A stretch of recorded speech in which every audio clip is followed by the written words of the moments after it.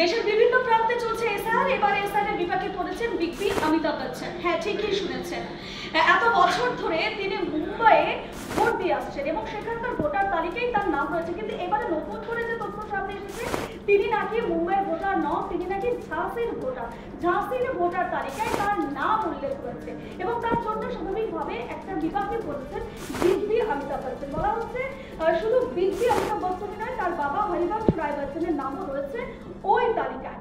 2003 সালের ভোটার তালিকা অনুযায়ী অমিতাভ বচ্চন ও তার বাবা, যে বিষয়টি উঠে আসছে, তার বাবা ঝাঁসির ওরচা গেট সংলগ্ন এলাকার বাসিন্দা, বাড়ির নাম্বার হচ্ছে 54 এবং ভোটার তালিকায় নাম থাকলেও এই এলাকার বাসিন্দারা জানিয়েছেন যে তারা কোনোদিনও অমিতাভ বচ্চন বা তার বাবা হরিবংশ রায় বচ্চনকে কখনো তারা এখানে দেখেনি।